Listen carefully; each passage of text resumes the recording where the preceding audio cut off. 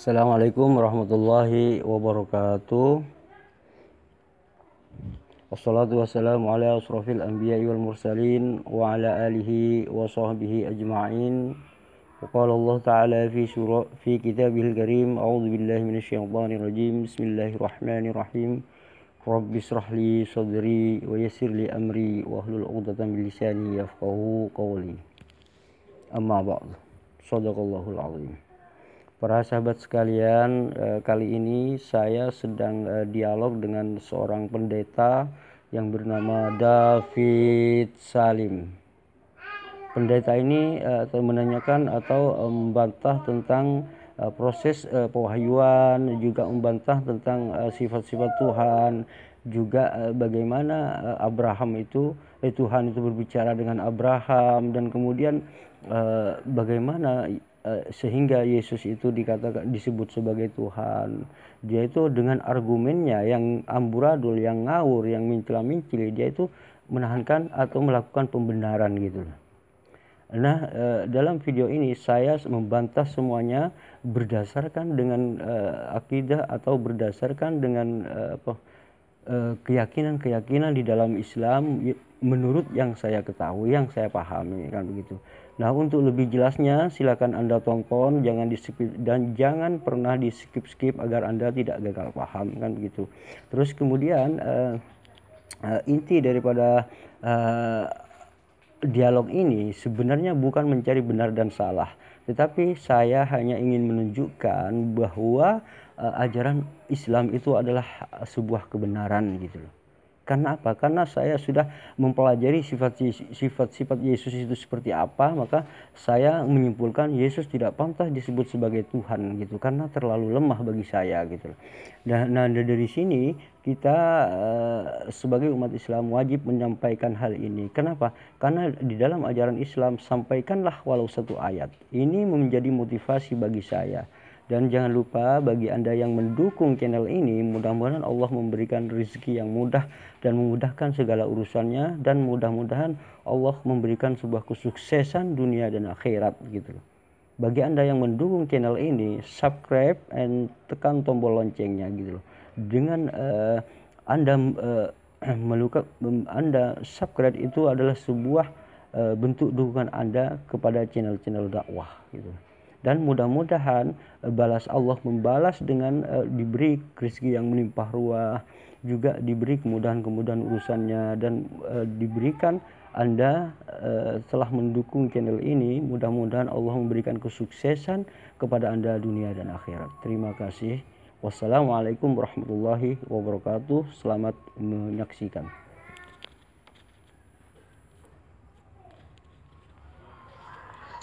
Pak David, begini ya, apa ya namanya? Anda selalu mengatakan, oh Yesus itu Tuhan, Yesus itu yang Tuhan berupa manusia. Begini aja ya, kalau Anda meyakini Yesus sebagai Tuhan, saya mau bertanya pada Anda gitu, apakah Anda meyakini Tuhan itu adalah abadi gitu loh?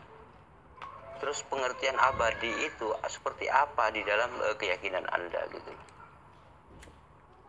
Apakah abadi itu bisa mati, atau abadi itu bisa rusak, atau abadi itu bisa berubah gitu? Contohnya gini, kalau misalkan air berubah menjadi es, itu sudah dikategorikan tidak abadi gitu loh. Karena apa? Karena itu berubah gitu. Abadi itu bukan hanya mati aja loh, berubah itu sudah tidak dikategorikan abadi gitu loh. Air menjadi es misalkan, nah itu sudah tidak abadi gitu loh namanya. Segala sesuatu yang berubah itu tidak abadi, itu menurut menurut pemahaman saya. Tetapi kalau menurut pemahaman Anda, abadi itu seperti apa sih gitu? Kok bisa Yesus dikatakan sebagai Tuhan gitu? Padahal Yesus itu berubah gitu. Nah, apakah yang dimaksud dengan abadi itu adalah bisa berubah, bisa mati, bisa ini gitu? Apakah seperti itu abadi, gambaran abadi di dalam keyakinan Anda gitu? Justru itu memang ya, YouTube-nya David Wood itu betul. Tapi kamu lihat dong di dalamnya itu ada pernyataan dari para muslimnya. Itu yang orang sekolahannya muslim, Mas. Ngerti nggak sih? Sampean kok ketinggalan ya. Zaman ini sudah diketahui bahwa Quran kalian itu terbitan di Mesir tahun 1924. Itunya bukan Quran yang katanya itu dari Utsman. Ini kamu gimana sih kok kitab suci sendiri nggak tahu ya? Pelajari makanya ya, bukan saya bawa-bawa David Wood. Saya tahu David Wood itu ya bukan muslim. Makanya kalau kalian muslim pasti akan nyangganya begitu. Oh ini dari YouTube-nya non muslim. Terang aja nanti memfitnah ya kan, ini musuh Islam dan segala macam. Kamu lihat dong di dalamnya itu ada Yasir Qadhi ya. Tahu ya Yasir Qadhi ya? Ada Syabir Ali, ada Muhammad Hijab. Itu orang-orang muslim semua itu. Mereka ngakuin kok bahwa di dalam statement atau apa ya, ya saya sebutnya klaim lah ya, yang katanya Quran kalian itu terjaga ya, preserve ya, itu terjaga, maksudnya dari Allahnya menjaga sampai titik komanya. Itu sebetulnya kata Yasir Qadhi itu ada hole, ada lubang gitu loh. Artinya apa? Itu enggak bener. Ngerti enggak? Zaman sekarang sudah dibuktikan, Mas. Kamu makanya saya kasih tahu gitu loh. Jadi jangan bawa-bawa ini dari David Wood, bukan itu masalahnya. David Wood ngasih tahu, ini loh menurut Yasir Qadhi ya, bahwa yang katanya Quran itu terjaga, itu sebetulnya enggak seperti itu. Itu ada lubang kalau pernyataan itu tuh ya. Nah, apalagi zaman sekarang itu sudah ditemukan juga tuh kayak apa namanya itu, Quran yang paling tuanya ya. Nah, nanti di dalam Quran yang paling tua itu kalau dilihat nih, itu di bagian lapisan atasnya.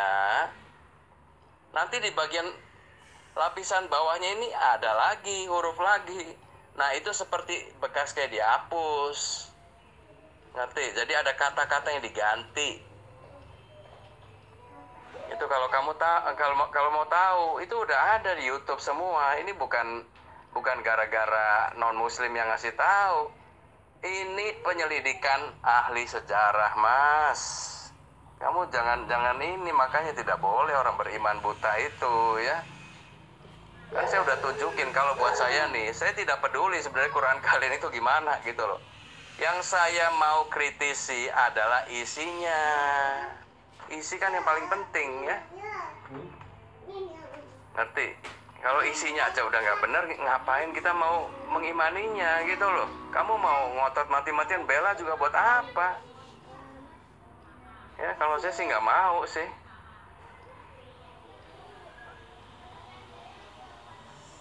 Ngerti nggak? Iman itu urusan masing-masing, Mas ya. Untuk bekal kita ke akhirat. Bukan urusan si Nabi A, Nabi B, Nabi A, Nabi B. Itu buat apa? Mereka nggak bisa bela kita di akhirat loh. Ya, iman kita akan menghantar kita sekali lagi ya kepada akhirat yang betul, yang kita mau, yaitu surga. Kamu berharap surga apa berharap neraka? Ya kan, semua orang berharap surga. Nah, tapi imannya itu mesti betul. Iman yang betul dari apa? Ya dari pengajarannya. Nah, makanya saya katakan ya, muslim itu nih, terus terang nih, ini banyak klaimnya. Banyak klaim. Ya kayak ini ya, Quran terjaga ya. Ini sudah dikatakan sendiri, ini tidak tepat, gitulah ya istilah halusnya ya. Nah, terus katanya kalau seluruh muslim katanya hafal Quran, itu Yasir Qadhinya juga diminta tuh, coba ini kamu baca misalnya dari Al-Baqarah misalnya kan ya, ada berapa ratus ayat kan, coba kamu baca. Nanti dia catat gitu loh, si Muhammad Hijabnya bilang kan. Nah, tapi Yasir Qadhi bilang, wah ini sulit gitu loh ya kan. Kalau sampai nggak ada yang meleset ya, itu susah. Emang kamu bisa, Mas? Hah, kamu hafal Quran apa gimana? Ya, itu juga menurut saya sih, ya kayak klaim lagi ya. Itu udah dibuktikan sama Yasir Qadhi sendiri. Syabir Ali juga ngomong begitu. Kamu dengerin dong, jangan ini David Wood. Bukan itunya yang saya mau masalahin, Mas. Jelasin kepada kamu ya, sebagai muslim ya. Karena di Quran kalian kan tidak lengkap ya. Quran kalian nggak lengkap penjelasannya mengenai Isa itu. Kalau di dalam Alkitabnya orang Kristen, itu kan terbitnya mula-mula kan. Boleh dibilang di abad ke-1 lah. Kalian kan Quran di abad ke-7. Beda 600 tahunan ya. Dan isinya itu beda, nggak lengkap, saya kasih tahu. Jadi gini ya. Kalau Isa atau Yesus itu ya adalah Sang Firman yang menjadi manusia. Sang Firman tahu kan, atau Firman itu tahu kan? Itu adalah Tuhan sendiri. Kenapa? Karena dengan adanya segala sesuatu ini ya. Nih, kamu dengerin ya dari ayatnya sekali lagi ya. Saya pernah bawain juga loh, kamu nggak ngerti juga ya. Pada mulanya adalah Firman. In the beginning was the word. Ya, itu di Yohanes 1 ayat 1 ya. In the beginning itu atau pada permulaannya, pada mulanya itu artinya segala ciptaan itu belum ada. Ngerti? Jadi alam semesta yang begini gede ini belum ada. Nah, tapi di situ dikatakan in the beginning was the word. Pada mulanya ini adalah Firman atau Sang Firman itu. Nah, makanya kalian muslim juga mengenalkan ada gelar Sang Awal itu kan. Siapa? Dikenakan ke siapa? Ya kepada Allah. Ya, kalian kan setuju itu kan. Nah, nanti kalau kamu baca terus tuh Yohanes 1 sampai di ayat ke-14-nya dikatakan Firman ini atau Sang Firman ini menjadi manusia, gitu loh. Udah, firmannya mengatakan begitu. Jangan kalian terus roba-roba lagi bikin definisi. Allah itu kekal, Allah itu nggak bisa berubah-ubah. Apanya nggak bisa berubah-ubah? Sifatnya memang tidak bisa berubah, ngerti nggak? Misalnya Allah itu adalah kebenaran, dia tidak pernah bisa berubah menjadi Allah itu kesalahan. Itu maksudnya. Tapi kalau dia mau merubah wujudnya, bisa. Ya, jadi kalian jangan bikin definisi sendiri, itu kesesatannya gitu loh. Bukan benar, bukan. Dan itu sudah dibuktikan di dalam Torah YHWH. Kamu tahu YHWH kan? Yahweh ya. Allah Israel, Allahnya Musa lah gitu ya. Itu pernah menjadi manusia. Dia pernah bertemu dengan Abraham. Kamu baca di Kejadian 18 ayat pertama. Atau kalau mau ya baca aja Kejadian 18-nya. Jadi kamu sebagai muslim itu tahu gitu loh.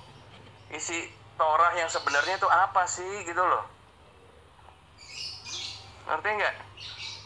Kalau Allah itu kekal, ya itu dari sifatnya ya kekal gitu loh.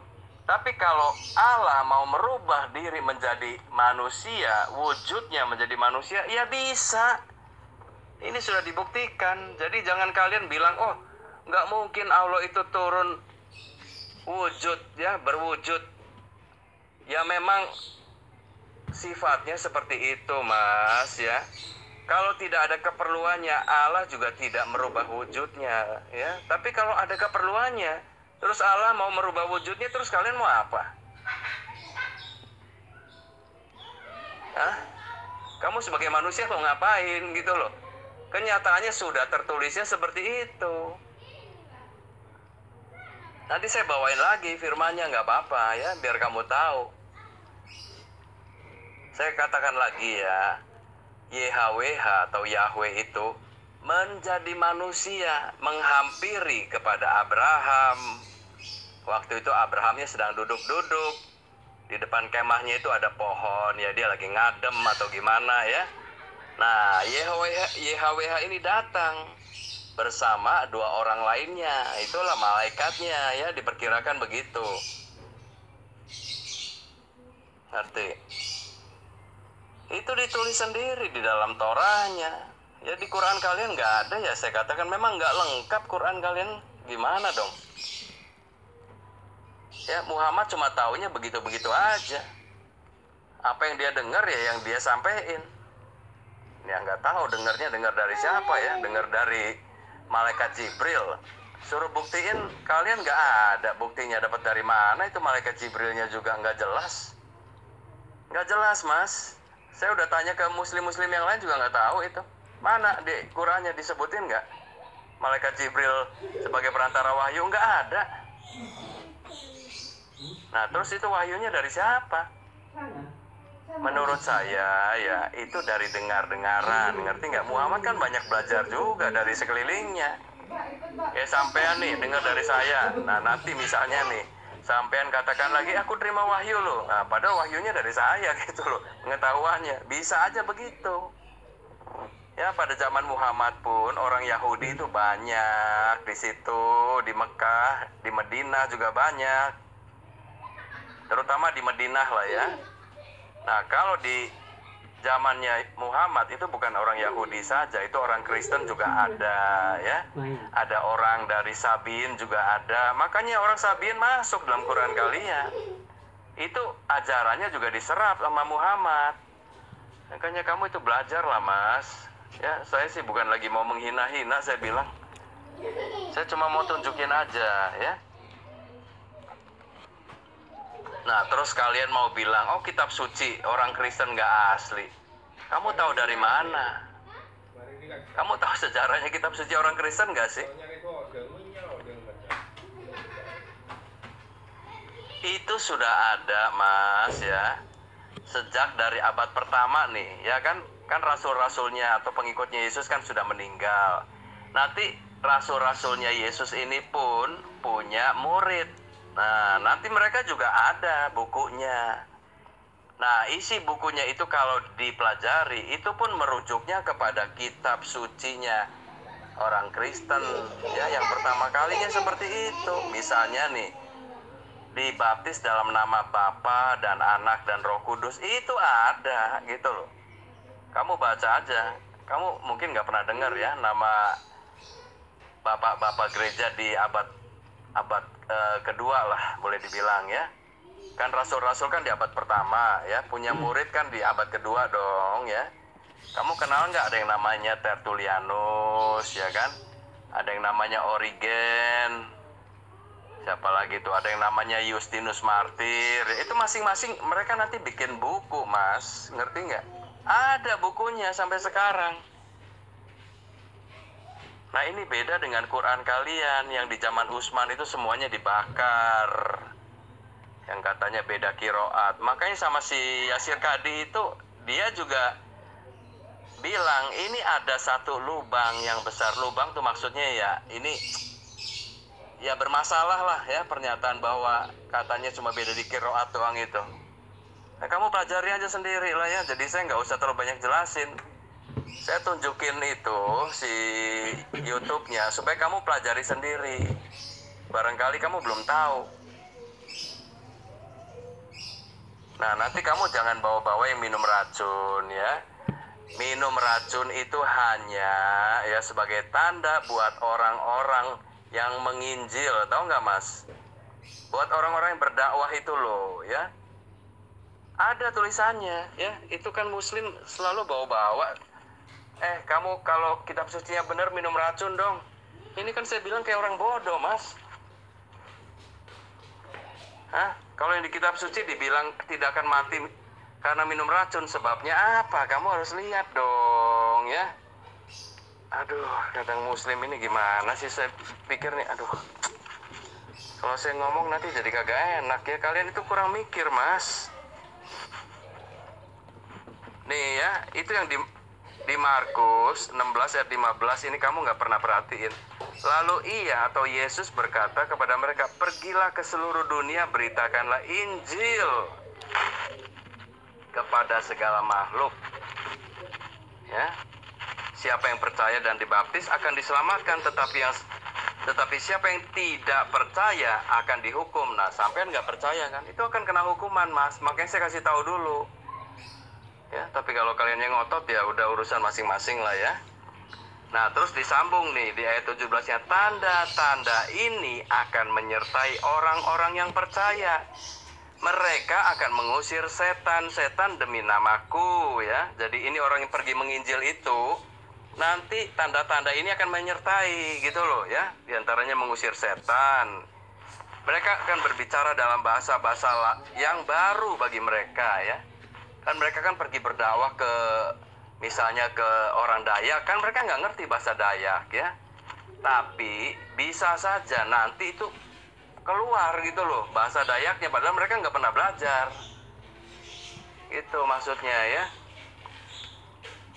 Terus apa lagi? Mereka akan memegang ular. Ya, memegang ular tuh maksudnya gini, kalau misalnya di tengah hutan lagi dakwah nih ya, tahu-tahu digigit ular nih ya, kepegang ularnya, ya itu mereka tidak akan mati di situ ya. Sekalipun mereka minum racun, mereka tidak akan mendapat celaka tuh ya. Mereka akan meletakkan tangannya atas orang sakit dan orang itu akan sembuh.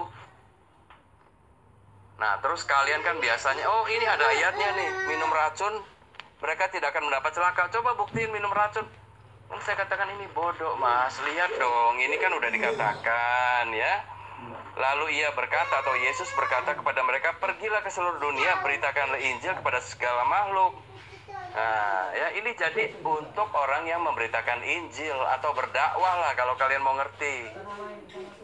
Paham nggak sih kalian itu? Ya, jadi bukan orang disuruh minum racun terus mau dilihat mati apa enggak.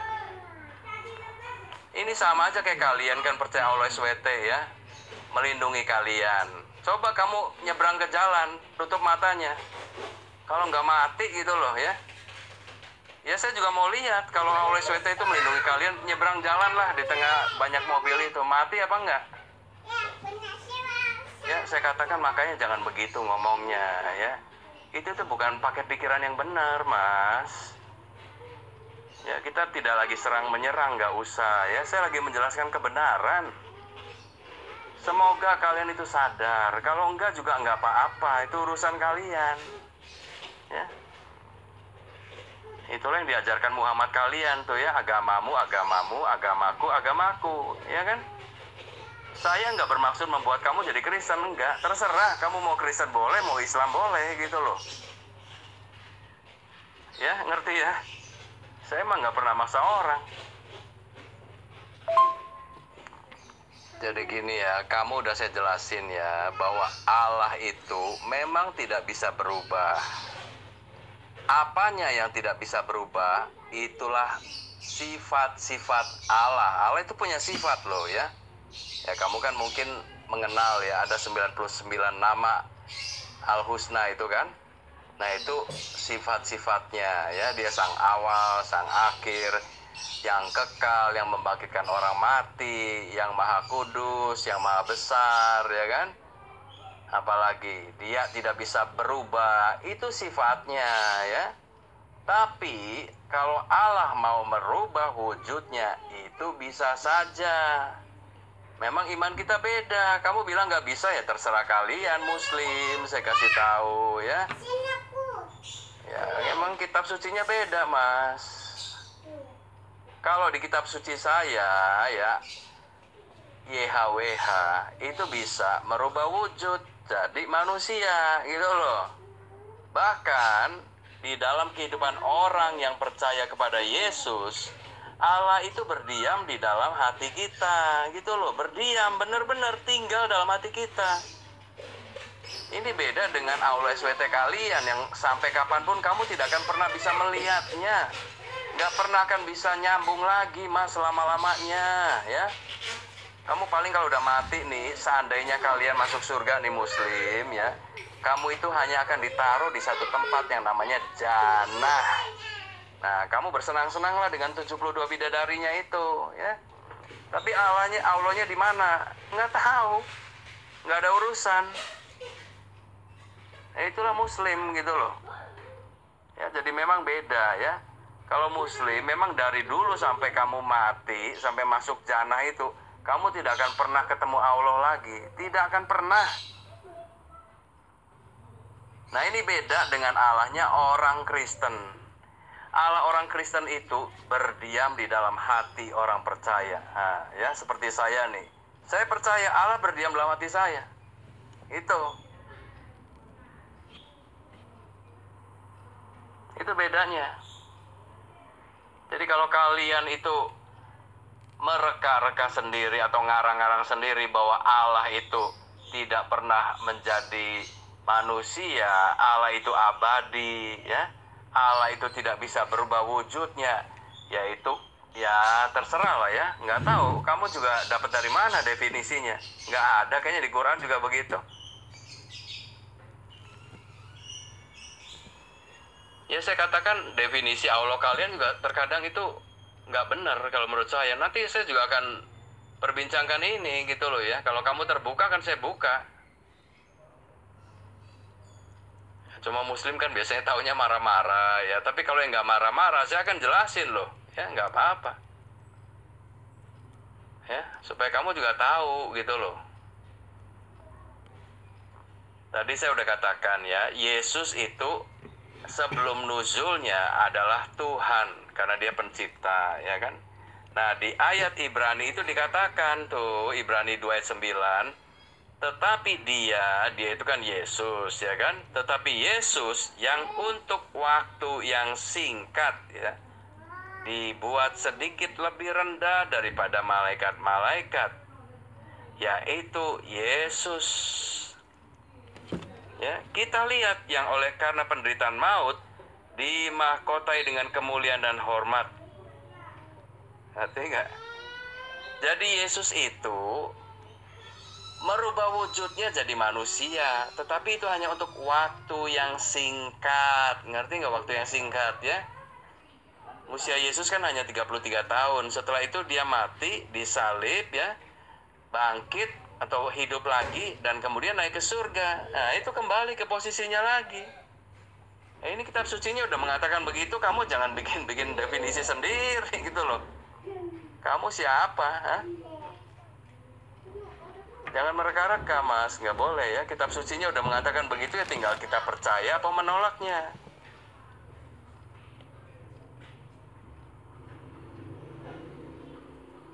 Makanya saya katakan seandainya ya ini udah terjadi ya, tapi saya katakan nih, seandainya kalau Quran itu nggak ada ya, saya yakin kalian akan lebih mudah menerima iman kepada Yesus yang sebenarnya itu. Tapi karena ada Quran yang isinya itu terkadang kayak apa ya, kok menentang gitu loh. Enggak, yang benar ini, malah dikatakan penyempurna lagi. Dan kaliannya sudah percaya, jadi susah gitu loh. Ya, tadi kamu katakan Allah itu abadi, makanya nggak bisa jadi manusia kan. Tapi dalam kitab suci saya, bisa Mas. Ngerti? Ya, saya bacain lagi ya. Tetapi dia yang untuk waktu yang singkat. Nah, itu perhatiin dong ya. Dibuat sedikit lebih rendah daripada malaikat-malaikat. Jadi Yesus itu kan adalah pencipta atau Tuhan sendiri, pasti posisinya jauh lebih tinggi dari malaikat-malaikat dong yang ciptaannya ya. Tapi dalam waktu yang singkat atau yang waktu yang pendek saja ya, itu menjadi manusia gitu loh. Itu udah ada, itulah kitab Injil Mas. Nah, kalau kalian membenarkan Injil maksudnya apa? Kamu juga nggak ngerti kan Injil itu apa kan? Hah? Kamu ngerti nggak Injil itu apa? Kenapa di Quran kok ditulisnya membenarkan kalau nggak ngerti? Orang kalau mau membenarkan kan mesti ngerti dulu dong. Gimana membenarkan tapi nggak ngerti apa-apa? Kamu kalau dengerin saya ngomong ya, kamu harus ngerti dulu, baru kamu membenarkan atau menyalahkannya, ya kan? Nah sekarang kalau nggak ngerti Injil itu apa, jadi membenarkan apa dong? Apa yang dimaksud oleh Muhammad dengan membenarkan Torah, Zabur, dan Injil? Kalau Injilnya aja kalian nggak ngerti, Kalau Torahnya aja beda. Jadi apa sih sebenarnya? Saya juga bingung, Mas. Kamu bisa jelasin nggak? Jadi jangan nanti katanya kalau nggak bisa jawab ya, enak aja jawabnya. Oh itu nggak seperti itu sebenarnya, udah diroba-roba. Diroba-roba gimana sih kamu itu? Ya ngomongnya itu selalu nggak ada dasarnya gitu. Kamu percaya aja mas. Jadi saya katakan ya, klaim-klaim itu jangan terlalu cepat dipercaya ya, coba dipikir dulu gitu loh. Muslim banyak klaimnya, saya bilang loh, banyak sekali. Aduh, kalau saya pelajari Muslim kalian tuh saya sendiri cuma ya ngelus dada aja mas.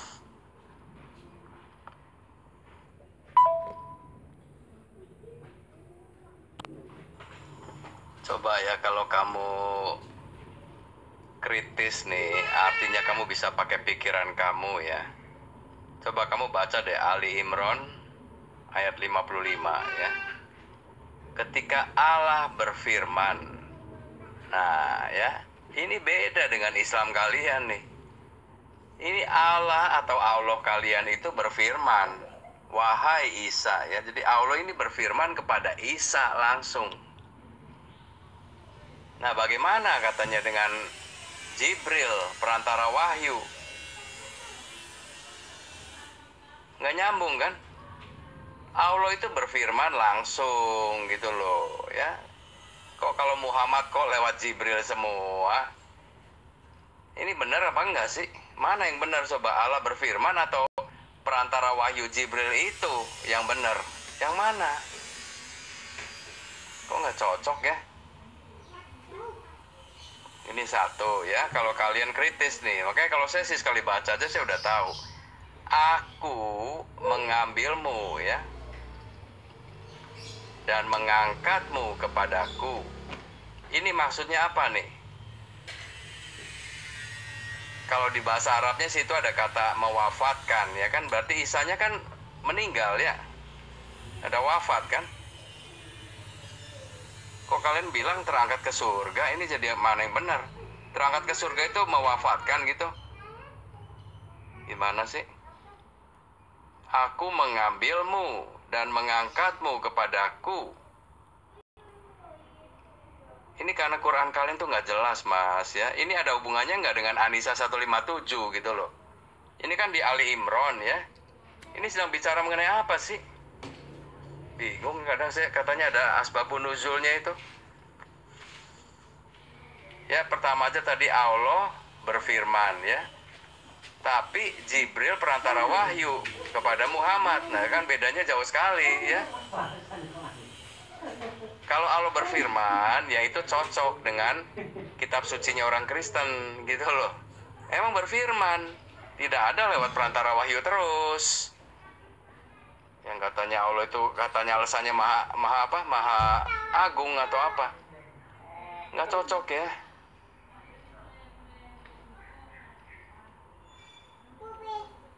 Menyucikanmu dari orang-orang yang kafir. Ini kapan kejadiannya ya? Kalau di dalam kitab sucinya orang Kristen di dalam perjanjian baru ini nggak ada sih.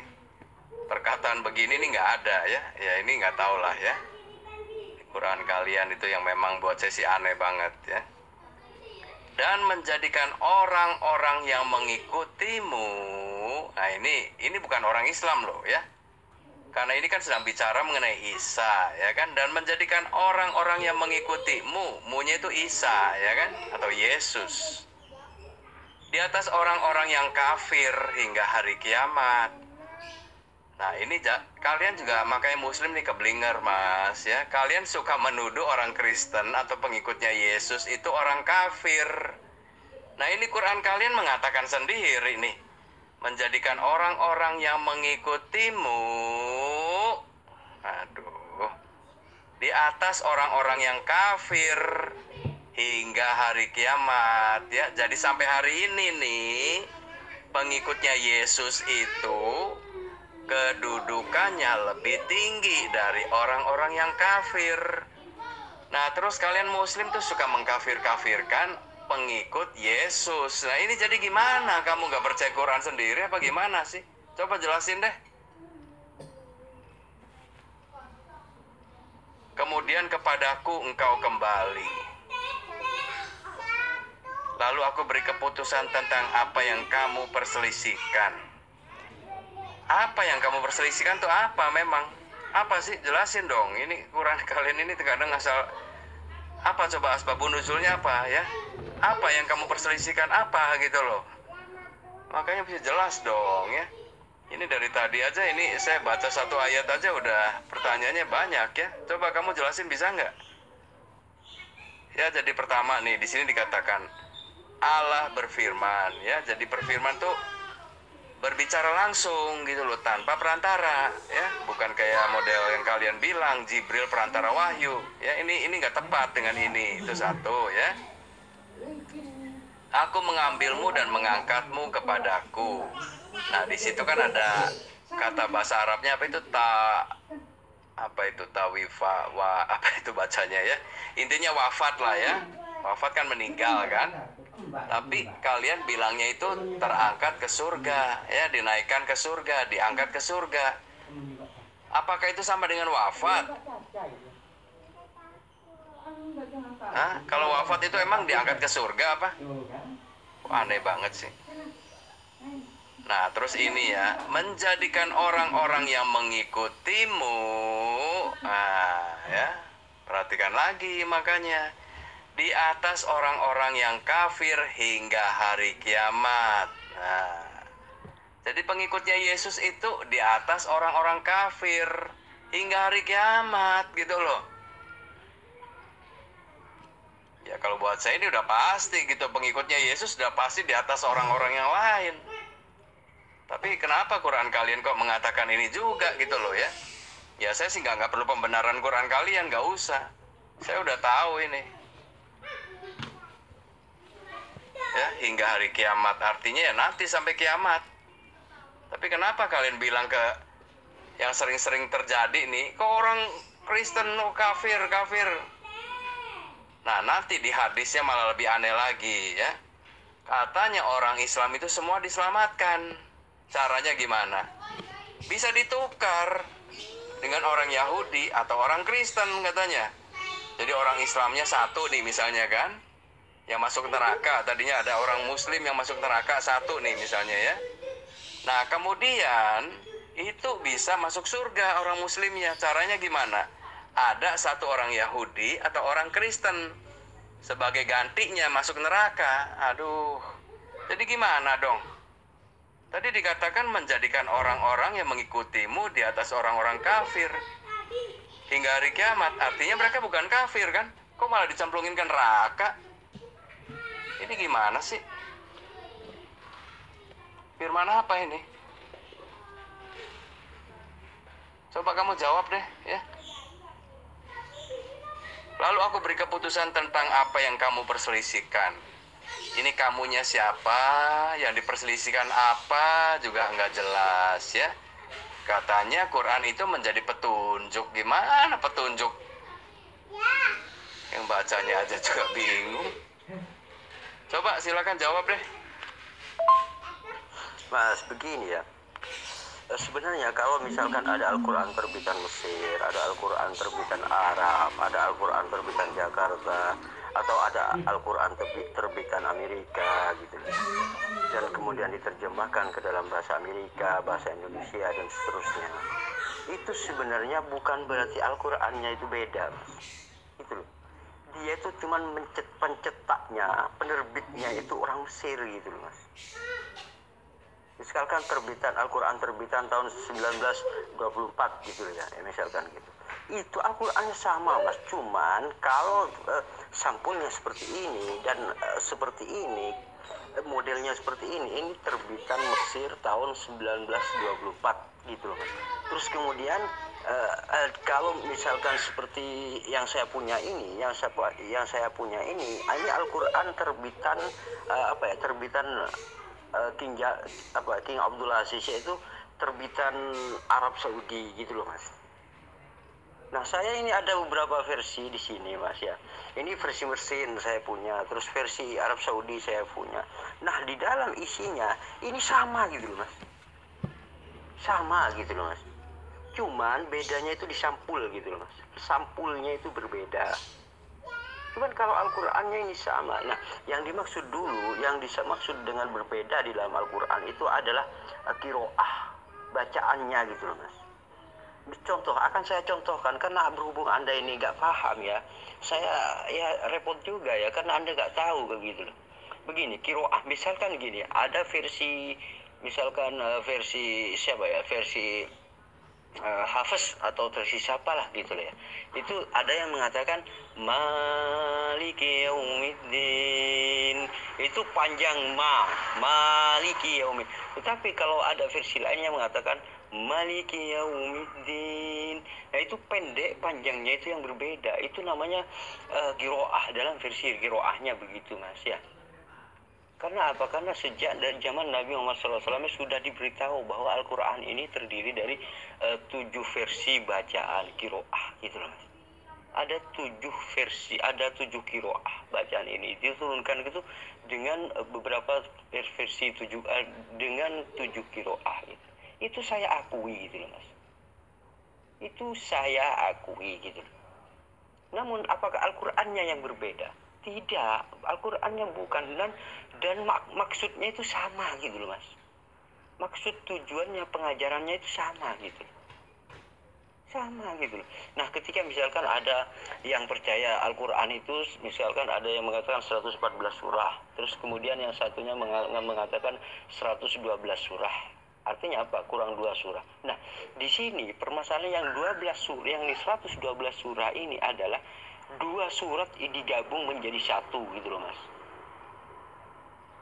2 surat menjadi digabung menjadi surat. Artinya kalau ini surat ini surat berbeda, kemudian itu dikatakan ini sebenarnya 1 surat gitu.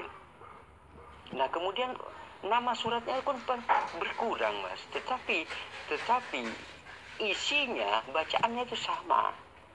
Gitu loh Mas. Nah, biar Anda lebih paham akan saya tambahkan lagi ya. Begini. Di dalam Islam itu kan ada lomba Al-Quran atau musabaqah tilawatil Quran. Lomba membaca Al-Quran, tahfidz Al-Quran internasional gitu loh Mas. Tahfidz Al-Quran internasional. Seluruh dunia itu apa ya? Itu mengadakan musabaqah tilawatil Quran. Artinya apa? Dia itu diadakan lomba tahfidz internasional. Artinya seluruh dunia, seluruh umat Islam, seluruh dunia ini itu mengikuti lomba tersebut gitu loh Mas. Bahkan itu ada yang dari Indonesia ini anak umur 4 tahun tahfidz hafal Al-Quran, dia itu juara internasional gitu loh. Karena makhraj dan hurufnya itu tepat. Nah, kalau misalkan setiap Al-Quran itu berbeda-beda, setiap di Mesir berbeda, di Indonesia berbeda, di Arab berbeda bacaannya, terus kemudian di Amerika berbeda bacaannya, itu terus gimana mau bisa mengadakan lomba tilawatil Quran internasional gitu Mas? Buktinya gini aja ya, Bible itu kan versinya berbeda-beda. Ada Bible versi Lai gitu ya, Lai.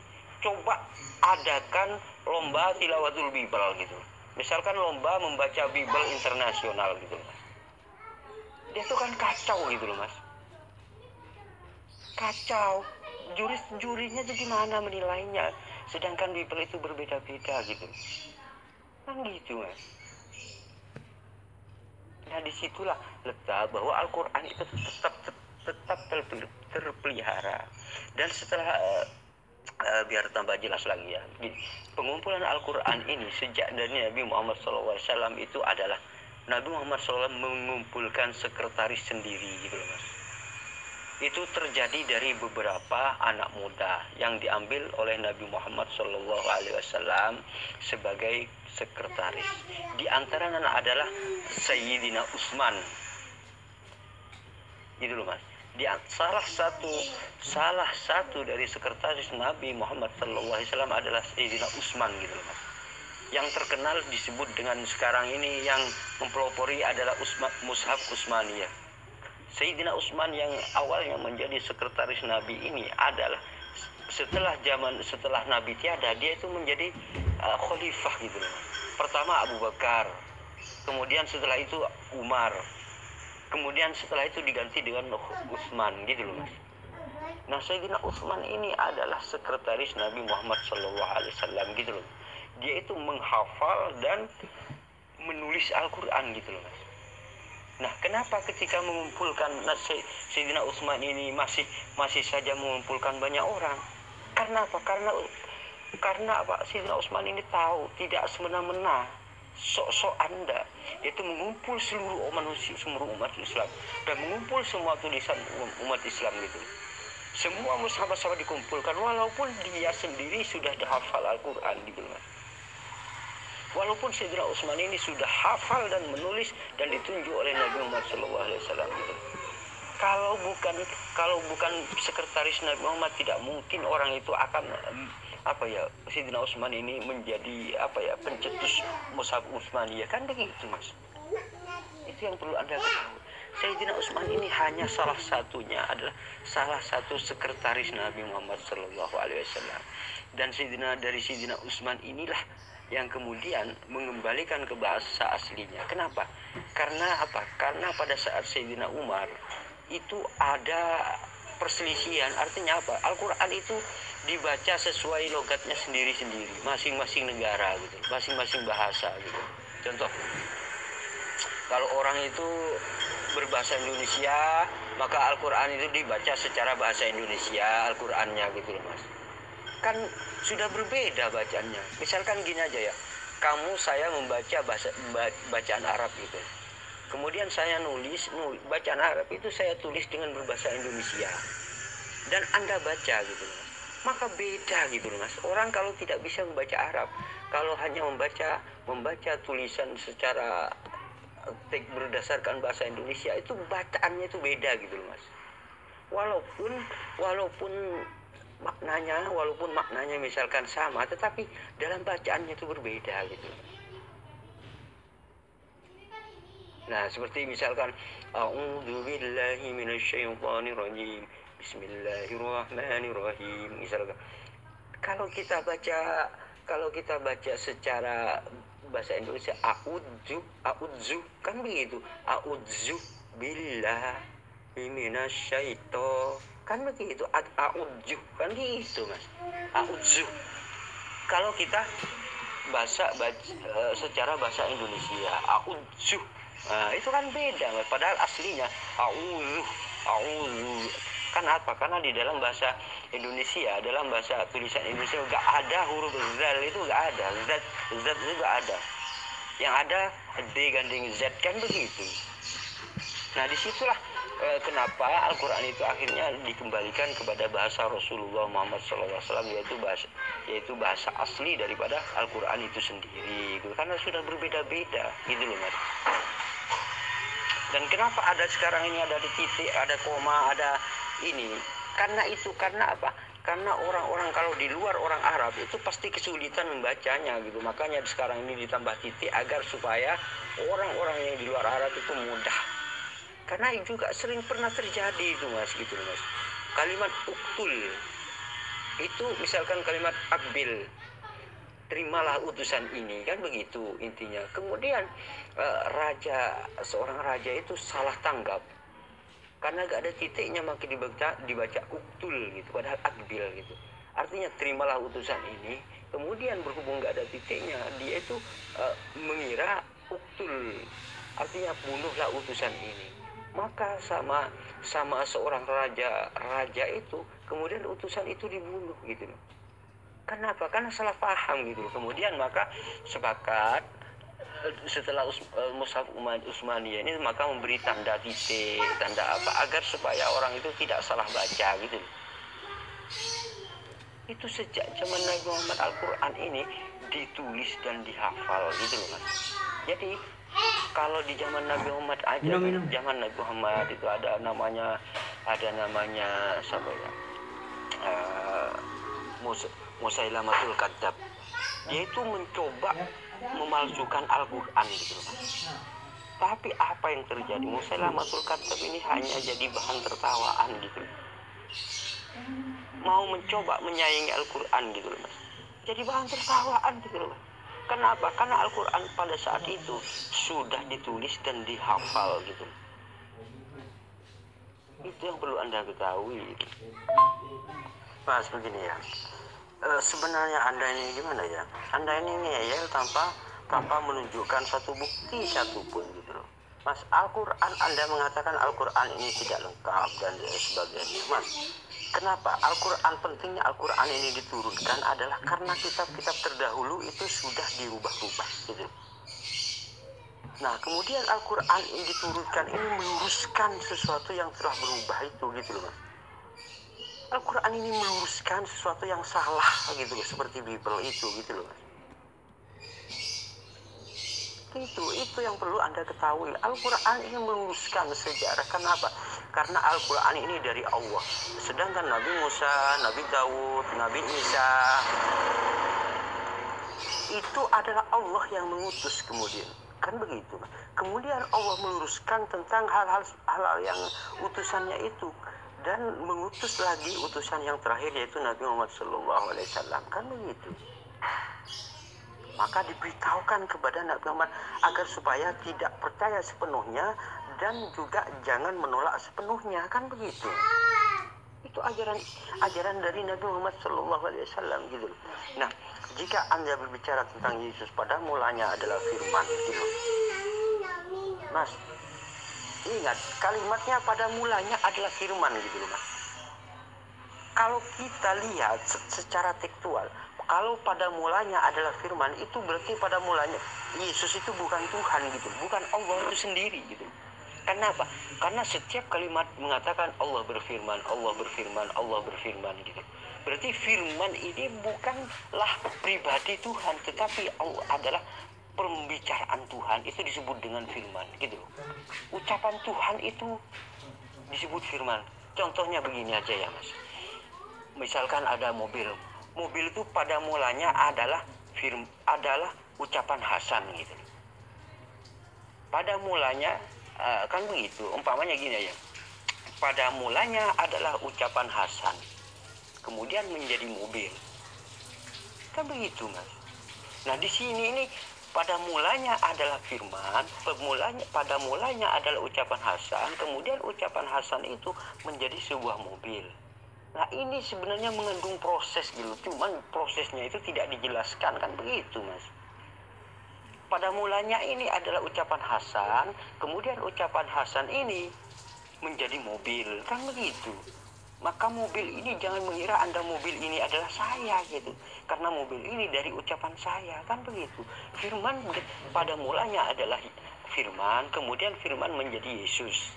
Kan begitu. Nah, bukan pada mulanya adalah Allah, kemudian Allah menjadi Yesus. Bukan begitu. Tetapi pada mulanya adalah firman. Sedangkan firman ini adalah ucapan Tuhan gitu Mas. Firman ini ucapan Tuhan gitu. Bukan Tuhan itu sendiri, tetapi ucapannya itu menjadi Yesus gitu. Sama dengan ucapan saya menjadi mobil gitu. Nah di sini sebenarnya ada proses. Ucapan saya menjadi mobil, ini berarti ada proses di sini. Dari ucapan saya ini menjadi mobil ini adalah sebuah proses sehingga benar-benar menjadi mobil gitu. Maka saya disebut dengan menciptakan mobil gitu. Walaupun mobil itu berasal dari suara saya, tetapi di sini mengandung proses gitu. Ada pembuatannya, terus kemudian akhirnya ucapan saya ini menjadi mobil gitu. Ini proses sebenarnya Mas. Ini proses penciptaan gitu. Cuman Anda ini berhubung dogma yang menutupi akal sehat Anda ini nggak tahu tentang hal ini gitu. Anda ini ngeyel, ngengkel, wis sudah gitu. Pembenaran itu nggak ada lagi pada Anda ini. Kecuali ya pembenaran itu aja gitu. Mas Anda mengatakan juga apa ya, Tuhan itu berubah wujud menjadi Yesus. Kalau Tuhan mau merubah wujud menjadi manusia, terus mau kita apa? Anda berkata begitu. Nah Mas begini ya, Tuhan sendiri mengatakan bahwa Tuhan itu mengajarkan tentang Tuhan itu abadi, Tuhan itu kekal gitu loh Mas. Kalau Tuhan itu berubah menjadi manusia, maka berarti Tuhan Anda ini sedang berbohong. Berarti Anda tidak kekal gitu loh Mas. Kenapa? Karena yang disebut kekal, karena yang disebut abadi itu adalah tidak berubah dan tidak mati. Tetapi kalau di dalam pengertian Anda, Tuhan itu bisa berubah. Kalau misalkan Tuhan mau berubah terus mau apa kita? Nah, itu berarti Tuhan berbohong gitu. Yesus, kalau Tuhan berbohong, Tuhan berdusta, Tuhan selalu berdusta begitu, maka tidak pantas dijadikan Tuhan gitu loh Mas. Karena apa? Karena berdusta gitu. Dia itu berdusta gitu loh Mas. Mengajarkan bahwa dia itu kekal, ternyata tidak kekal. Mengajarkan Tuhan itu abadi, ternyata tidak abadi. Maka ini sedang berbohong gitu. Maka Tuhan seperti itu, konsep-konsep seperti itu tidak bisa diambil, tidak bisa dijadikan sebagai Tuhan karena tidak abadi gitu. Sehebat apapun dia, kalau dia itu berubah, berarti dia tidak abadi gitu. Maka dia tidak pantas disebut sebagai Tuhan. Karena segala sesuatu yang berubah itu rusak, itu tidak abadi namanya, gitu loh Mas. Mas, Anda mengatakan, lihatlah itu apa ya, Tuhan datang kepada Abraham. Mas, Anda ini sebenarnya apa ya, pembenaran terus gitu. Nggak ada Tuhan mampir ke Abraham, itu nggak ada. Malaikat yang mampir gitu loh Mas. Malaikatnya gitu. Artinya apa? Allah itu mengutus malaikat. Maka dikatakan Allah itu disebut dengan Allah itu datang kepada Allah itu apa ya, berbicara kepada Abraham. Itu sebenarnya malaikatnya yang datang gitu. Utusannya yang datang. Allah itu memerintahkan malaikat, kemudian malaikat itu datang gitu. Tuhan itu merintahkan malaikatnya gitu loh Mas. Allah itu merintahkan malaikatnya gitu. Ibarat gini ya, ibarat Anda ya, terus Jokowi memberi bantuan kepada Anda gitu. Tapi Jokowi itu mengirim melalui utusan Jokowi gitu loh Mas. Maka Anda itu disebut Jokowi memberi bantuan kepada Pak David. Gitu, itu seperti itu kalimatnya Mas. Tetapi prosesnya adalah Jokowi itu mengirim bantuan, kemudian dia itu menyuruh orang utusan, dia itu mendatangi Anda, kemudian bantuan itu diberikan kepada Anda gitu. Tetapi ketika kita berbicara, Pak David itu dapat bantuan dari Jokowi. Jokowi memberikan bantuan. Artinya apa? Bukan berarti Anda ini serah terima dari Jokowi, bukan belum tentu begitu gitu Mas. Tetapi Jokowi itu menulis utusannya itu menyerahkan kepada Anda gitu. Maka bisa Pak David menerima bantuan dari Jokowi gitu loh. Itu Mas. Jadi ketika para utusan itu, misalkan para utusan itu menerima firman dari Allah gitu. Para utusan Yesus menerima firman dari Bapa, bukan berarti Yesus itu, belum tentu Yesus itu langsung berbicara gitu. Tetapi Allah itu memerintahkan malaikat agar mendatangi Yesus gitu. Maka Yesus ini setelah didatangi malaikat pertama kalinya ini, Yesus itu ketakutan luar biasa sampai keringatnya ini seperti darah gitu loh Mas. Saking takutnya gitu. Ini apa? Menunjukkan bahwa setiap utusan itu yang menerima menyampaikan firman itu adalah apa? Malaikat yang menyampaikan ke dunia ini. Karena Tuhan kalau sampai ke dunia ini, hancur dunia ini gitu loh Mas. Karena dunia ini fana gitu. Dunia ini fana, ciptaan Tuhan gitu. Itu yang perlu Anda ketahui gitu. Itu yang perlu Anda renungi juga gitu. Maka dari situ, kalau misalkan Yesus itu kamu anggap Tuhan, sedangkan di dalam misalkan Yohanes 1 itu pada mulanya adalah firman. Yesus itu kan pada mulanya hanya firman, bukan Allah pada mulanya, tetapi hanya firman. Firman itu kan ucapan Tuhan. Artinya ucapan Tuhan itu yang menjadi Yesus gitu. Nah di sini mengandung proses gitu. Proses melalui Maria, terus ada proses kemudian menjadi Yesus. Itu namanya firman menjadi manusia. Proses ini segala proses ini disebut ciptaan. Ibarat gini, ucapan Tuhan itu, firman itu kan ucapan Tuhan. Ucapan saya menjadi mobil gitu. Nah, ucapan saya menjadi mobil, kemudian begini, kemudian ucapan saya ini ada pabrik, kemudian pabrik ini kemudian akhirnya menjadi mobil. Nah, ini proses namanya gitu. Nah, bukan berarti saya itu adalah mobil, bukan gitu. Itu yang tidak Anda ketahui gitu. Nah, Anda mengatakan, sekalipun mereka minum racun, dia tidak akan celaka, Mas. Ingat ya. dalam konteks kalimatnya itu sudah jelas. Tanda-tanda orang beriman itu adalah minum racun maut tidak mati. Ini tanda-tanda, Mas. Kalau kita melihat tanda-tanda, misalkan di dalam Islam, tanda-tanda orang beriman itu apa? Tanda-tanda orang beriman di dalam Islam mengerjakan sholat 5 waktu. Nah, kita itu dapat, apakah Anda bisa mengerjakan sholat? Ya bisa. Nah, disitulah, Mas. Karena berarti kalau Anda bisa mengerjakan sholat, maka Anda beriman.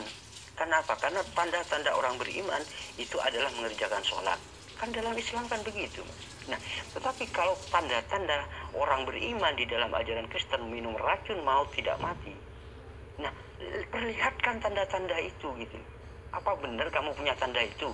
Berarti kalau Pak David, kalau pendeta David Salim ini tidak bisa minum racun, tidak kemudian minum racun mati, berarti tidak ada tanda-tandanya di iman Anda gitu. Iman Anda ini nggak ada. Dari mana Anda mengatakan bahwa Anda ini punya iman? Sementara Anda ini tidak punya tanda-tanda sama sekali gitu. Nah, tanda-tanda iman sudah jelas di dalam Alkitab Anda itu adalah apa? Minum racun maut tidak mati, kan begitu. Nah, kalau Anda tidak punya tanda-tanda ini, Anda jangan mengaku orang beriman gitu. Anda ini nggak punya iman sama sekali gitu. Nggak punya iman gitu. Karena tanda-tandanya nggak ada pada diri Anda gitu. Nah, artinya saya yakin seluruh orang Kristen nggak punya iman. Karena apa? Karena nggak punya tanda-tanda itu gitu. Padahal sudah jelas di dalam kitab suci, tanda-tanda orang beriman itu akan selalu menyertaimu, yaitu minum racun tidak akan celaka, gitu. Tidak celaka gitu loh, Mas. Itu tanda-tandanya gitu. Silakan buktikan gitu loh, karena itu tanda-tandanya gitu. Tanda-tandanya Anda punya iman atau tidak, itu minum racun maut tidak akan celaka gitu loh, Mas. Itu tanda-tandanya gitu loh.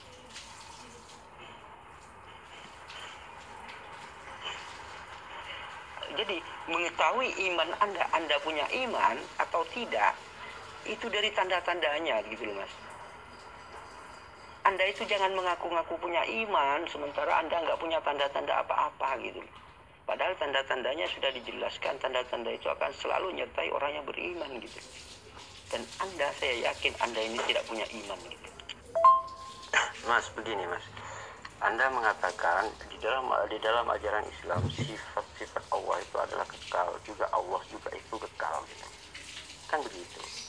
Nah, itu memang benar, sifat Allah itu kekal dan tidak akan berubah menjadi apapun gitu loh. Sifatnya aja kekal, apalagi pribadinya gitu loh, Mas. Sifatnya aja itu kekal, apalagi wujudnya, apalagi zatnya. Ya kekal gitu loh, Mas. Gak akan pernah berubah gitu. Kalau misalkan manusianya kan gak kekal, terus sifatnya juga gak kekal, kadang-kadang berubah sifat, kadang ini, kadang itu, kan gitu. Tetapi Allah ini sifatnya kekal, apalagi zatnya, kan begitu. Nah, kalau Anda mengatakan sifat, dia begitu juga, sifat itu kekal, Tuhan itu. Dalam keyakinan Kristen Anda mengatakan sifatnya itu kekal, cuman wujudnya yang berubah, gitu kan begitu Anda mengatakan seperti itu. Nah, padahal Anda kemarin itu mengatakan itu Tuhan itu sedang menggunakan sifat manusia gitu. Itu sudah menunjukkan sudah tidak kekal. Contohnya gitu, ketika saya mengatakan, loh Yesus ini kok begini, kok dicewok, kok pipis, kok makan gitu. Nah, Anda menjawab apa? Anda menjawab, oh itu menggunakan sifat manusia gitu. Nah, kalau sifatnya aja berubah, artinya apa? Kalau Tuhan menggunakan sifat manusia, berarti pribadi Yesus itu Tuhan gitu. Jasad tubuhnya, darahnya, terus hidungnya, matanya, tangannya itu Tuhan semua gitu. Cuman sifatnya yang manusia gitu. Nah, ini berarti menunjukkan keamburaduluan dalam konsep-konsep ketuhanan di dalam Kristen itu sendiri, kan begitu, Mas. Sifatnya manusia, kalau Yesus dikatakan Tuhan dan menggunakan sifat manusia, berarti tubuh Yesus itulah Tuhan. Artinya Anda ini hanya pemuja daging gitu. Anda ini hanya pemuja daging, pemuja darah, pemuja gigi, pemuja kaki, itu aja, nggak ada bedanya gitu ya. Nah disinilah keamburadulannya konsep-konsep ketuhanan di dalam ajaran Kristen itu sendiri. Kenapa? Karena ini hanya ajaran manusia gitu loh mas. Ajaran manusia itu pasti pasti mempunyai keterbatasan gitu loh mas. Maka dari situ ini ajaran manusia ini sangat-sangat menyesatkan gitu loh mas. Sangat-sangat menyesatkan gitu. Nah dan Anda mengatakan YHWH berubah jadi manusia mas. Kalau saya tanya kepada orang-orang Yahudi, nggak akan satu orang Yahudi pun mengatakan YHWH itu berubah menjadi manusia. Itu konyol, itu klaim Anda gitu. Itu pembenaran Anda gitu. YHWH itu abadi, tidak akan pernah berubah menjadi apapun. Dia tidak terlihat oleh mata kepala. Itu keyakinan Yahudi begitu mas. Nah Anda sebagai orang Kristen itu hanya klaim agar seolah-olah dia digabung-gabungkan ke YHWH gitu, Yesus itu gitu, biar diakui sebagai jelmaan YHWH. Itu hanya sebenarnya cuma klaim Anda. Orang Yahudi tidak meyakini seperti yang Anda katakan itu gitu loh. Ini Anda ini hanya pembenaran gitu loh mas. Konyol Anda ini gitu loh, konyol. Saya sudah dialog dengan orang-orang Yahudi gitu loh mas. Sifat-sifat YHWH ini sama seperti dengan keyakinan di dalam Islam gitu. Dia itu abadi, dia itu tidak akan pernah berubah menjadi apapun gitu loh mas. Sama konsepnya ini sama gitu loh dengan ajaran Islam gitu loh. Nah Kristen ini yang beda, mengaku-ngaku Yesus itu jelmaan YHWH, tetapi orang Yahudi sendiri tidak pernah mengatakan bahwa YHWH itu akan menjelma menjadi manusia. Enggak pernah mas. Itu klaim Anda gitu. Cobalah Anda sadar, klaim-klaim seperti itulah yang membuat Anda menjadi sesat gitu. Nah, di dalam ajaran Islam itu memang membenarkan Taurat, Zabur dan Injil. Kan begitu. Meyakini bahwa zaman dahulu Allah itu menurunkan kitab suci yang bernama Taurat. Allah itu menurunkan kitab suci yang bernama Zabur, Mazmur. Allah itu menurunkan kitab suci yang bernama Injil. Gitu. Nah kita tidak diwajibkan mencari kitab itu, tidak. Kita ini sebatas percaya gitu loh mas. Oh iya zaman dulu itu Allah menurunkan kitab Taurat, Zabur dan Injil gitu. Nah kita yang wajib kita kerjakan ini adalah berdasarkan Al-Quran gitu loh mas. Kenapa? Karena Nabi yang terakhir ini adalah Nabi Muhammad SAW gitu loh. Kan begitu. Nah dari situlah Al-Quran, pentingnya Al-Quran ini diturunkan karena kitab-kitab terdahulu itu sudah dirubah oleh tangan manusia. Maka Allah, karena kasihnya Allah kepada kita semua sebagai umat manusia, maka Allah menurunkan kitab suci yang baru ini agar agar kita itu mengerti, agar ikut sadar, agar ikut paham gitu, bahwa beginilah cara menyembah Allah gitu loh mas. Maka itulah pentingnya Al-Quran diturunkan. Jika Al-Quran ini tidak diturunkan, maka semua orang akan tersesat gitu loh mas. Tersesat, mengira itu benar gitu. Mengira Tuhan mati, Tuhan hanya jadi tumbal gitu. Itu mengira itu benar gitu. Namun setelah Allah mengutus utusan yang terakhir, bahwa itu adalah ajaran manusia, itu hanya ajaran manusia, sisipan manusia, dogma manusia, maka saya menjadi tahu bahwa itu adalah salah gitu. Dosa tidak ada yang menanggung dosa orang tua. Anak tidak bisa menanggung dosa orang tua tidak menanggung dosa anak. Kita menanggung dosa masing-masing gitu loh mas. Dan Allah memberikan kebebasan kepada kita. Silakan Anda berbuat, silakan Anda bertobat kalau melakukan dosa. Kalau Anda benar-benar bertobat, maka dosa Anda akan diampuni oleh Allah. Itu diajarkan oleh Allah gitu. Bukan sekonyong-konyong Tuhan nggak bisa mengampuni. Tuhan nggak bisa mengampuni kalau harus ingin dosanya diampuni Tuhan harus dibunuh. Bukan begitu mas. Itu ajaran kejam sebenarnya, bukan ajaran kasih. Kenapa saya katakan ajaran kejam? Masa Tuhan agar ingin dikatakan kasih melakukan kekejaman gitu loh. contohnya membunuh Tuhan. Ini kan kekejaman, Mas. Masa kekejaman, menciptakan kekejaman agar dikatakan kasih? Ini kan konyol, Mas. Contohnya gini ya, Anda misalkan punya sebuah perusahaan gitu, Mas ya, punya sebuah perusahaan gitu misalkan ya, terus bawahan Anda ini semuanya itu melakukan kesalahan, habis uangnya diambil oleh semua karyawannya. Tentu saja Anda akan marah.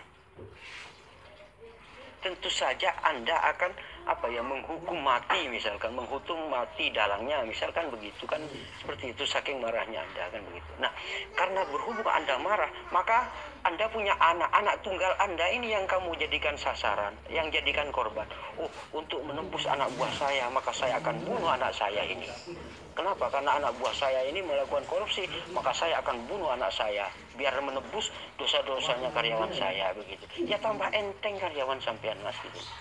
Ini kan lucu gitu. Jadi karyawan Anda yang salah, kemudian anak Anda yang Anda hukum mati gitu. Ini kan tidak adil. Selain tidak adil, konyol ini gitu loh, Mas. Artinya apa? Konsep ketuhanan di dalam Kristen itu adalah sangat-sangat konyol. Konyol karena mengandung bukan kasih tetapi kekejaman gitu, menciptakan dosa baru, menciptakan kekejaman baru gitu loh, Mas. Bukan menebus sebenarnya, tapi hanya menciptakan dosa baru, menciptakan kekejaman baru gitu. Nah begini ya, Anda mengatakan lihatlah surat Al-Imran 55. Allah mengatakan, Allah berfirman, wahai Isa, kan begitu. Itu yang Anda bacakan begitu.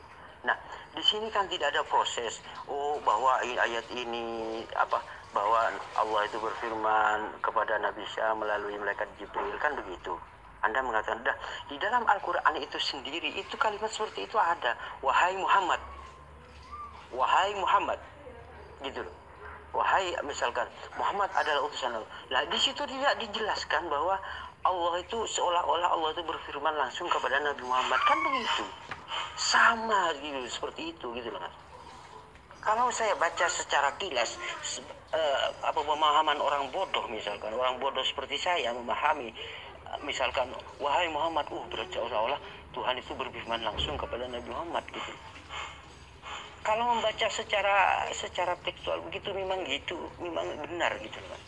Seolah-olah Allah itu berfirman kepada Nabi Isa itu langsung gitu kan.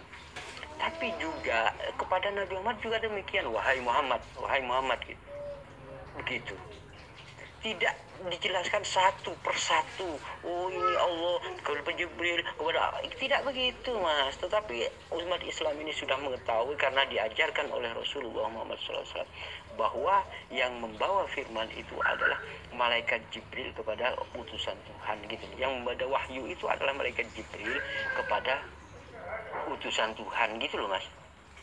Artinya apa? Seluruh firman itu adalah Allah yang berfirman, kemudian malaikat Jibril yang membawa firman, kemudian disampaikan kepada Nabi Muhammad SAW. Begitu loh, Mas. Artinya seluruh, walaupun ada kalimat wahai Muhammad gitu, walaupun ada kalimat seperti itu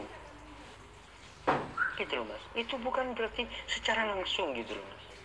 Nah begitu juga ketika wahai Isa gitu, wahai Isa, itu bukan berarti gitu loh, Mas. Kenapa? Karena kita tahu tugasnya malaikat Jibril adalah membawa wahyu dari Allah Subhanahu wa Ta'ala gitu loh. Itu yang perlu Anda ketahui gitu loh. Nah begini, Anda menghubungkan Anda bingung dengan ayat ini, maka saya akan berhak menjelaskan kepada Anda, kan begitu, karena Anda sedang bingung. Saya maklumi Anda ini bingung gitu. Karena kebingungan Anda ini karena apa? Karena Anda ini condong pada sebuah dogma gitu, dogma yang ada di dalam ajaran Anda, kan begitu, sehingga Anda membuat bingung. Tapi kalau misalkan Anda netral, Anda nggak akan bingung kalimat-kalimat seperti ini gitu. Bingungnya Anda itu disebabkan dengan dogma-dogma yang tertancap di dalam pemahaman Anda yang awal gitu, sehingga Anda bingung gitu. Orang kalau sudah netral dia nggak akan bingung dengan kalimat ini. Kenapa? Aku mengangkat, misalkan gini ya, Nabi Isa itu diangkat oleh Allah gitu loh. Kan begitu. Dan tidak ada kalimat surga, gak ada. Yang Anda surga ke surga itu sebenarnya Anda itu masih memahami dogma-dogma Anda yang lalu, kan begitu. Allah mengangkat Nabi Isa gitu, mengangkat. Dah, kalau kalimat langit itu sebenarnya umum sifatnya. Langit itu bisa saja tempat tinggi itu. Kalau zaman dulu itu disebut langit gitu. Apapun termasuk surga itu bisa dikatakan langit. Terus ini bisa dikatakan langit. Itu apapun. Nah, ini Allah itu mengangkat ke suatu tempat di langit gitu.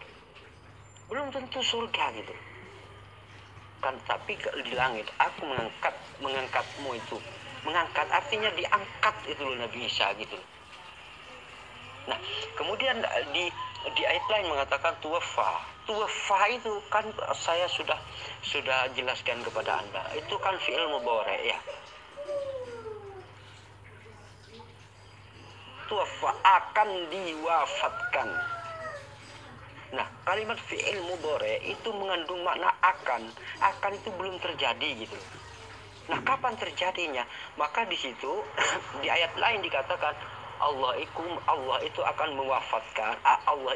mewafatkan Nabi Isa setelah datang kedua kalinya. Artinya apa? Setelah Nabi Isa ini datang dan berjuang bersama-sama dengan orang Islam dan mempertanggungjawabkan perselisihan itu, yaitu menolak orang yang memanggilnya sebagai Tuhan. Maka di situ setelah itu tugasnya selesai, maka Nabi Isa itu diwafatkan. Maka itu menggunakan kalimat tuwafa, akan diwafatkan.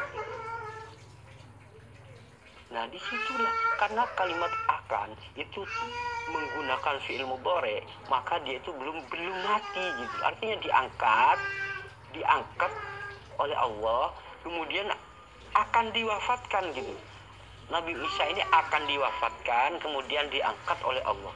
Nah, di sini bukan menggunakan fi'il madhi, wafat, misalkan ini maut atau Nabi Isa sudah mati. Tidak. Kalau kalimatnya menggunakan fi'il madhi, maka artinya Nabi Isa ini sudah mati, kan begitu, sudah meninggal, kan begitu. Jika berhubung menggunakan fi'il mudhari, maka di sini akan diwafatkan gitu.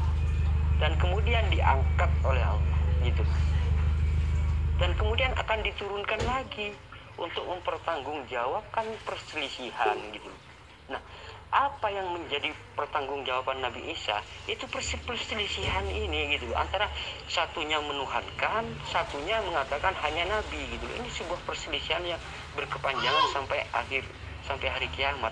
Maka di situ nanti Nabi Isa sendiri yang turun gitu. Di dalam Islam dijelaskan dia itu akan mematahkan salib gitu.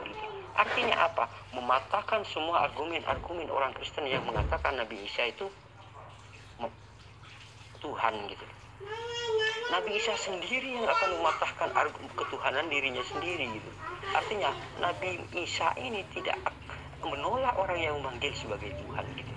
Nah, kalau kita pelajari juga Bible, di situ sebenarnya di dalam Matius 7 itu juga disebutnya ada tanda-tanda seperti itu. Apa? Bukan setiap orang yang memanggilku Tuhan yang akan masuk kerajaan surga. Gitu. Artinya orang yang memanggil Yesus sebagai Tuhan itu bukanlah orang yang masuk kerajaan surga, kan begitu. Walaupun orang itu bisa bermukjizat dengan nama Yesus, bisa bernubuat demi nama Yesus, bisa mengusir setan demi nama Yesus, Yesus tetap akan menolak orang itu. Artinya apa? Orang yang memanggil Yesus sebagai Tuhan, sehebat apapun dia akan ditolak oleh Yesus gitu. Karena apa? Kenapa sebabnya kok ditolak? Karena memanggil Yesus sebagai Tuhan, karena memanggil Yesus sebagai Tuhan itu dianggap sebuah kejahatan oleh Yesus gitu. Maka Yesus mengusir orang itu, gitu. Artinya orang yang memanggil Yesus sebagai Tuhan akan diusir oleh Yesus itu sendiri gitu. Nah, sinkron dengan ajaran Islam. Di dalam ajaran Islam ketika Nabi Isa ini turun akan mematahkan salib. Artinya apa? akan menolak orang yang memanggil Yesus sebagai Tuhan, akan menolak orang yang memanggil Nabi Isa itu Tuhan, gitu. Ini sinkron sebenarnya. Berhubung Anda ini tidak paham dengan hal itu, karena kenapa Anda bisa tidak paham? Karena Anda yang sudah tertancap dogma di dalam benak Anda, gitu. Sehingga Anda sulit memahami hal lain, menolak Anda yang lain, gitu.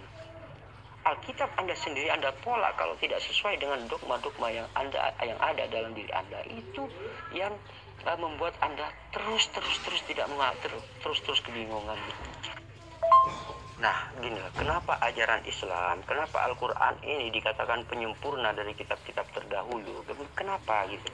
Karena Al-Quran ini menjelaskan tentang hal-hal yang belum jelas, yang belum dijelaskan oleh Nabi Musa, yang belum dijelaskan oleh Nabi Daud, yang belum dijelaskan oleh Abraham, yang belum dijelaskan oleh Nabi Isa. Ini kemudian dijelaskan di dalam ajaran Islam.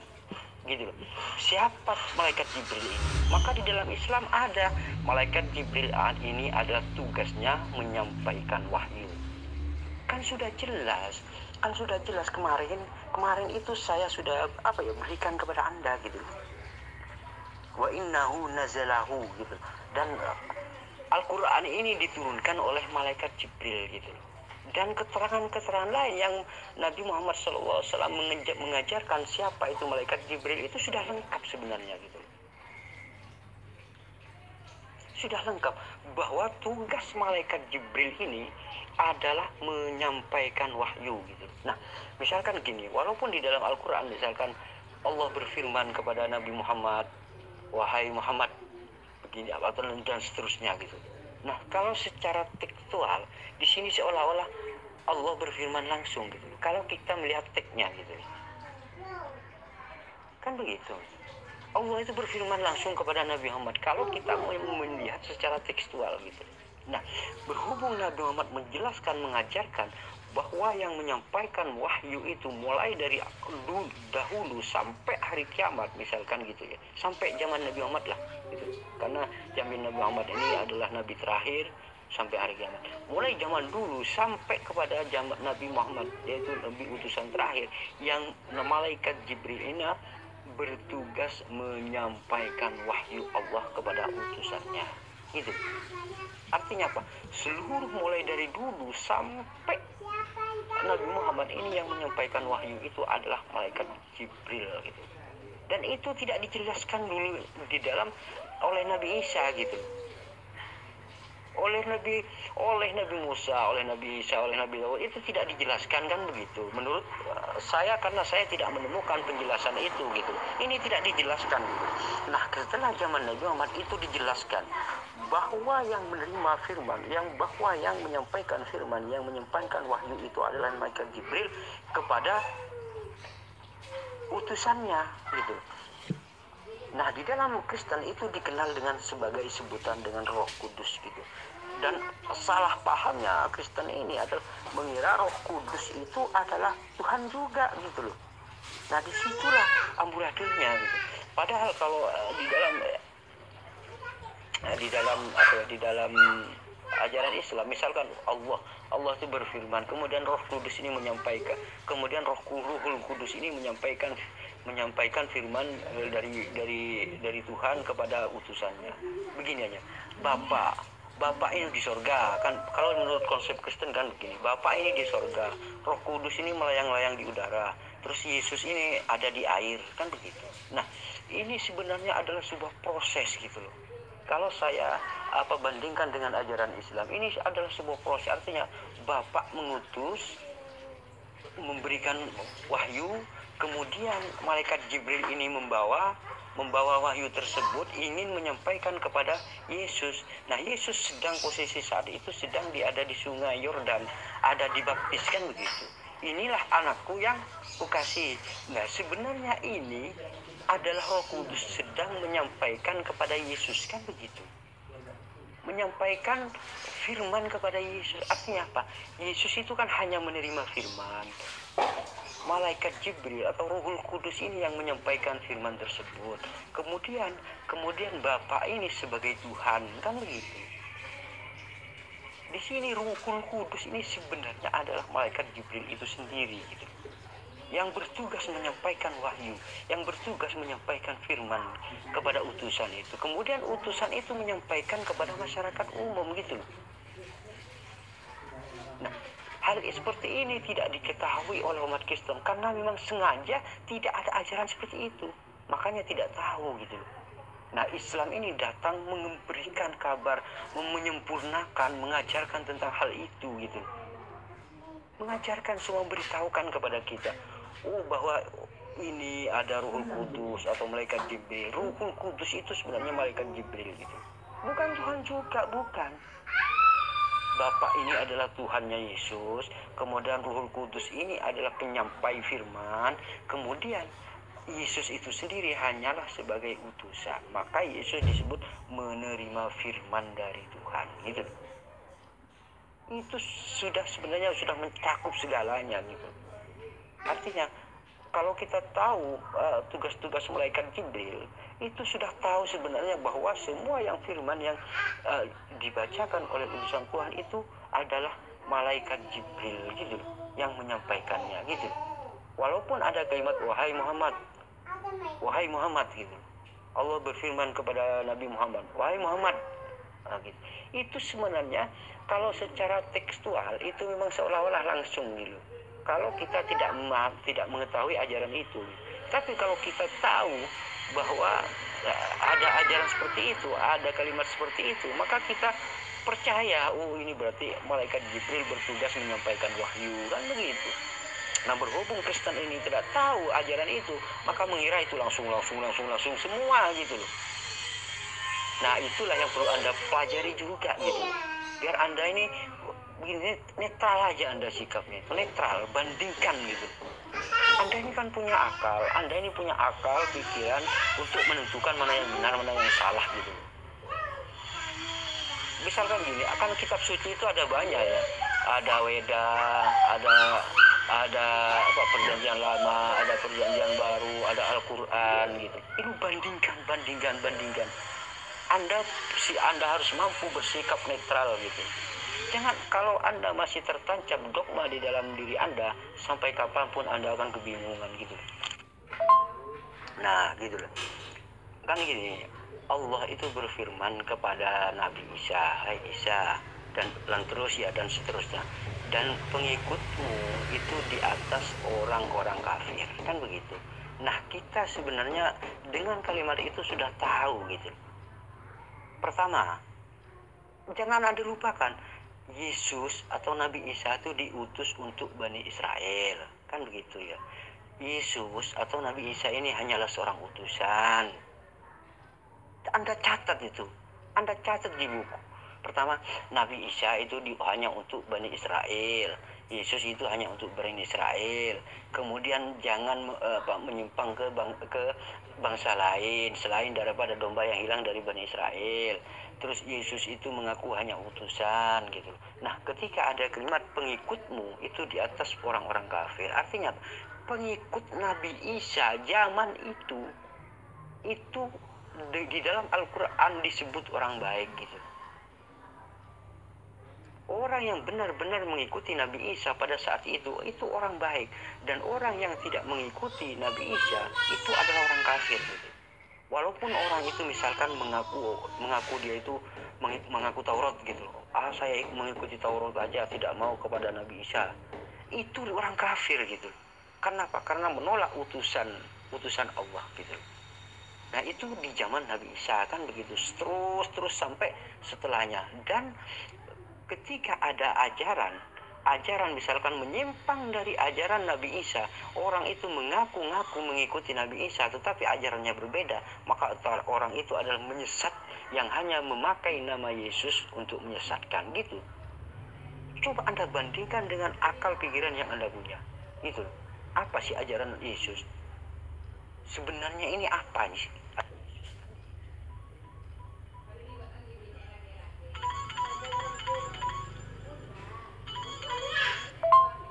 Nah, ketika ada kalimat pengikutmu ada di atas orang-orang kafir gitu. Siapa orang kafir? Orang yang tidak mengikuti Nabi Isa pada zaman itu disebut orang kafir. Walaupun orang itu mengaku ahli Taurat, misalkan ahli fasih paham di dalam Taurat, tetapi dia itu menolak Nabi Isa, utusan, bahwa Nabi Isa ini sebagai utusan Tuhan, maka dia itu adalah orang kafir karena mengingkari Nabi Isa gitu. Bukan percaya sebagai Tuhan, tetapi percaya sebagai utusan, karena Nabi Isa itu sendiri mengaku hanya sebagai utusan, kan begitu. Nah, orang yang tidak mengikuti Nabi Isa pada zaman itu adalah orang kafir, walaupun dia itu mengaku-ngaku mengikuti Taurat gitu. Orang kafir, kan begitu. Nah, pengikut Nabi Isa ini di atas orang-orang kafir itu. Karena apa? Karena di zaman misalkan orang Yahudi ada 1000 orang Yahudi gitu, terus 12 orang ini mengikuti Nabi Isa gitu ya, terus yang sisanya yang 982 itu menolak Nabi Isa. Dia itu yang lainnya itu mengaku mengikuti Taurat, mengaku mengikuti Musa, maka orang itu disebut kafir gitu, karena mengingkari kenabiannya Nabi Isa gitu. Nah, setelah itu kemudian Allah mengutus lagi utusan yang terakhir, yaitu Nabi Muhammad SAW. Nah, orang yang mengaku, yang tidak mengikuti Nabi Muhammad, orang yang tidak menolak Nabi Muhammad, orang yang mengingkari Nabi Muhammad itu disebut orang kafir gitu. Kenapa? Karena menolak Nabi Muhammad. Walaupun orang itu mengaku-ngaku pengikut Yesus, mengaku-ngaku pengikut Nabi Isa, kalau menolak Nabi Muhammad, orang itu tetap kafir gitu. Karena sudah ada utusan terakhir, dia itu menolak gitu. Walaupun dia itu mengaku mengikuti Nabi Isa, mengaku mengikuti Nabi Daud, mengaku mengikuti Taurat, kalau menolak Nabi Muhammad, maka orang itu adalah orang kafir gitu. Karena sudah ada utusan terakhir, posisinya sama sebenarnya gitu. Ketika dulu zaman Nabi Isa, orang itu mengaku mengikuti Taurat dan menolak Nabi Isa, itu disebut kafir. Nah, setelah ada Nabi Muhammad, setelah Nabi Muhammad SAW diutus yang terakhir kali, orang yang mengaku mengikuti Nabi Isa, atau orang yang mengaku mengikuti Yesus, orang yang mengaku mengikuti Nabi Musa, ini disebut kafir kalau menolak Nabi Muhammad SAW, karena Nabi Muhammad SAW adalah utusan yang terakhir gitu. Ini, nah, utusan yang terakhir ini maka kita harus wajib terima, kalau tidak dikatakan orang yang kafir gitu. Walaupun Anda sama-sama, misalkan Anda menyembah Allah, Allahnya Musa misalkan gini ya, Anda ini menyembah Allahnya Musa gitu misalkan gitu ya, Anda mengaku begitu, tapi Anda menolak kenabian Nabi Muhammad, Anda menolak ajaran Nabi Muhammad, Anda ini kafir gitu. Karena apa? Karena Anda menolak utusan yang terakhir gitu. Sebagaimana dulu waktu zaman Yesus gitu. Misalkan orang itu di zaman Yesus ya, orang itu mengaku mengikuti Musa, orang itu mengaku mengikuti Taurat, tetapi dia itu menolak Yesus, bahwa tidak mau menerima bahwa Yesus itu utusan Tuhan. Maka orang yang mengaku mengikuti Taurat itu adalah kafir gitu. Kafir. Maka pengikut Nabi Isa ini di atas semua orang-orang kafir itu gitu. Terus setelah di zaman Nabi Muhammad SAW, di zaman utusan terakhir seperti sekarang ini, nah orang yang mengaku mengikuti Yesus, orang yang mengaku mengikuti Daud, orang yang mengaku mengikuti Musa, itu kalau menolak Nabi Muhammad itu adalah orang kafir. Maka orang-orang yang mengikuti Nabi Muhammad SAW di atas orang-orang kafir itu gitu loh. Itu pemahaman makna yang tersirat di dalam ayat itu gitu. Nah, begitulah hasil dialog Hasan Madura dengan seorang bapak pendeta yang bernama David Salim. Walaupun tadi Bapak David Salim mengatakan baptislah dengan nama Bapa, Roh Kudus dan Anak. Baptislah dengan nama Bapa, Anak dan Roh Kudus. Namun pendeta David Salim tidak menyebutkan siapa nama Bapa, siapa nama Anak, siapa nama Roh Kudus. Dia itu tidak tahu siapa namanya gitu loh. Nggak tahu namanya siapa gitu loh. Terus kemudian di situ ada tanda-tanda iman. Padahal di situ sudah jelas tanda-tanda orang yang beriman itu adalah minum racun maut tidak akan celaka gitu. Ini tanda-tandanya, seharusnya Bapak David Salim ini mengetahui tentang hal ini, kan begitu gitu loh. Terus kemudian Bapak David Salim ini mengatakan tentang Ibrani 2, Yesus dibuat lebih rendah dari para malaikat dalam waktu yang sesingkatnya, dalam waktu singkat gitu. Artinya apa? Kalau kita melihat pendapatnya tadi, siapa yang membuat Yesus lebih rendah ini siapa? Karena teksnya begini, Yesus dibuat lebih rendah dari malaikat. Nah ini kan artinya ada yang membuat Yesus menjadi lebih rendah gitu loh. Seharusnya tidak pantas kalau menuhankan Yesus, karena ada yang membuat gitu loh. Ada yang membuat Yesus menjadi lebih rendah, kan begitu. Terus kemudian penjelasan pendeta David Salim ini sebenarnya hanya ngawur gitu loh, tidak sesuai dengan Alkitab dan juga hanya berdasarkan asumsi dan dogma yang amburadul gitu aja. Intinya ya gitulah gitu. Terima kasih, jangan lupa like and subscribe serta tekan tombol loncengnya agar bisa mendapatkan notifikasi dari channel-channel ini gitu. Dan saya doakan mudah-mudahan yang mendukung channel ini dimudahkan urusannya dan mendapatkan rezeki yang berlimpah ruah dan mendapat kesuksesan dunia dan akhirat. Amin amin Allahumma amin. Terima kasih. Wassalamualaikum warahmatullahi wabarakatuh.